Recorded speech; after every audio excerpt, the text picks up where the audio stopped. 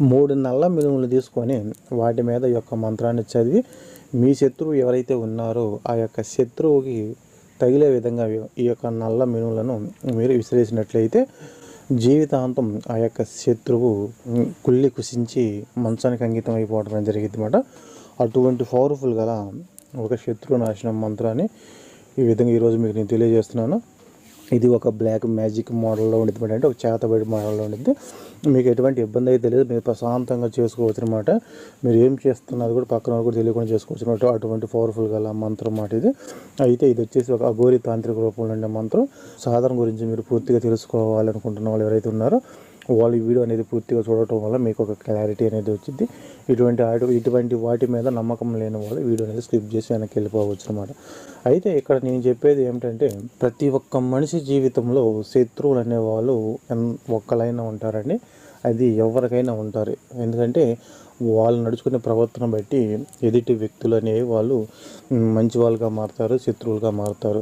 నోరు మంచిది అయితే ఊరు మంచిది అనే సామెత అనేది ఒకటి ఉందన్నమాట. నడిచే దారి కరెక్ట్గా ఉంటే నీకు ఎటువంటి ఇబ్బంది అయితే ఉండదు.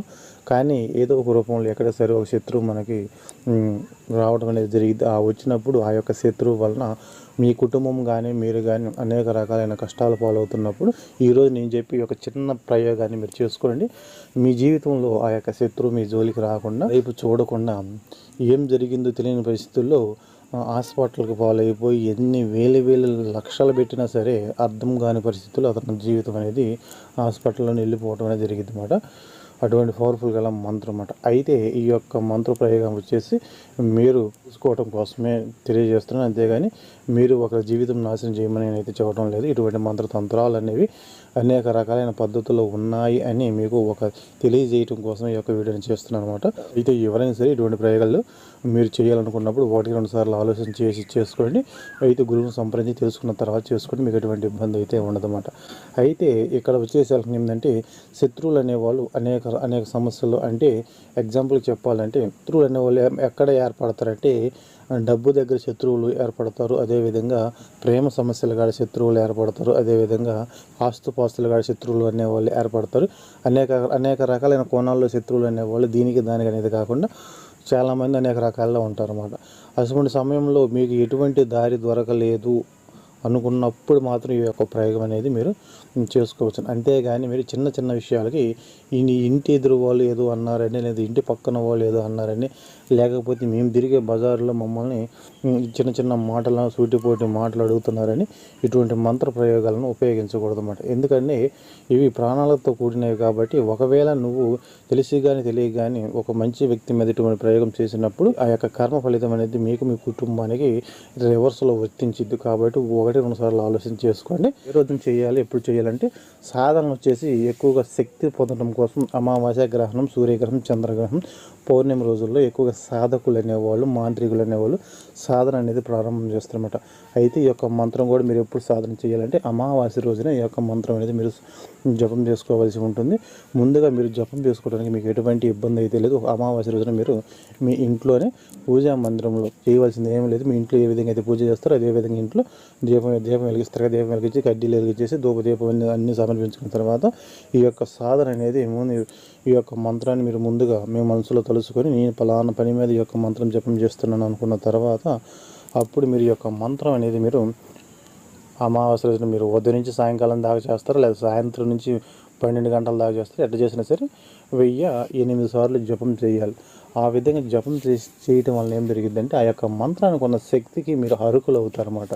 ఎగ్జాంపుల్గా మీరు చెప్పాలంటే ఒక ఎగ్జామ్ మనం పాస్ అవ్వాలంటే ముందే మనకేమిస్తారు, కొన్ని క్వశ్చన్స్ అండ్ ఆన్సర్స్ ఇస్తారన్నమాట. వాటిని మనం కరెక్ట్గా చదివి మనం చూడకుండా రాయగలిగినప్పుడు మనం ఏమవుతాం, దాంట్లో పాస్ అవుతామన్నమాట. అదేవిధంగా ఇక్కడ కూడా ఒక మంత్రం అనేది మనం ఏం చేస్తామంటే దానికి ఇన్ని జప సంఖ్య అని ఉండిద్ది అన్నమాట. ఇన్ని జప సంఖ్య మనం ఎప్పుడైతే చేయగలమో అప్పుడు దానిలో నువ్వు పాస్ అయినట్లు లెక్క అన్నమాట. ఇప్పుడు నీకు మంత్రశక్తి అనేది ప్రాప్తించింది, అయిపోయింది. తర్వాత ఇప్పుడు మళ్ళీ ఏం చేయాలంటే ఎప్పుడైతే మళ్ళీ మరుసటి అంటే మళ్ళీ అమావాస్య రోజున మళ్ళీ మీరు ఏం చేయాలంటే మీ శత్రువు ఎవరైతే ఉన్నారో ఆ యొక్క శత్రువుకు పతనం మీరు కోరుకోవాలనుకుంటున్నప్పుడు మీరు మీ ఇంట్లో ఒక దీపాన్ని వెలిగించేసి, ఒక కడ్డీలు వెలిగించేసి అక్కడ మీరు ధూపం స్టిక్ అనేది వెలిగించి పెట్టి మీరు ఇక్కడ మీరు ఏం చేయాలంటే 108 నల్ల మినుములు తెచ్చుకోవాలి. మీరు ఒక్కొక్కసారి మంత్రం చదువుతున్నప్పుడు ఒక్క నల్ల మినుము తీసేసి ఆ దీపం మీద ఇటు కొట్టాలన్నమాట. అంటే ఆ ఒత్తి వెలుగుతున్న కాంతిని చూసారా, ఆ కాంతి మీద ఇటు కొట్టాలి. ఆ విధంగా 108 సార్లు మంత్రం చదవాలి. 108 నల్ల మినుములు తీసుకొని ఆ వెలుతురు మీద ఆ విధంగా ఇటు కొట్టాలన్నమాట. అంటే ఇట్లా చిన్నగా ఇటు వేయాలన్నమాట. చిన్నగా ఇటు వేస్తే అవి మొత్తం అక్కడే పడతాయి.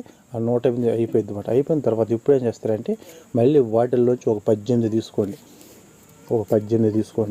తీసుకున్న తర్వాత ఇప్పుడు మీరు ఏం చేస్తారంటే ఆ యొక్క 18ని మళ్ళీ మీరు అభిమంత్రించాలి. అభిమంత్రం అంటే మళ్ళీ దాన్ని 18 సార్లు చదవాలన్నమాట. ఆ విధంగా మళ్ళీ మీరు 18 తీసుకుని పక్కన పెట్టేసి మళ్ళీ ఆ 18ని అదే మంత్రంతో మళ్ళీ చదువుతూ ఆ దీపం వెలిగే కాడ కాంతిని కొట్టండి.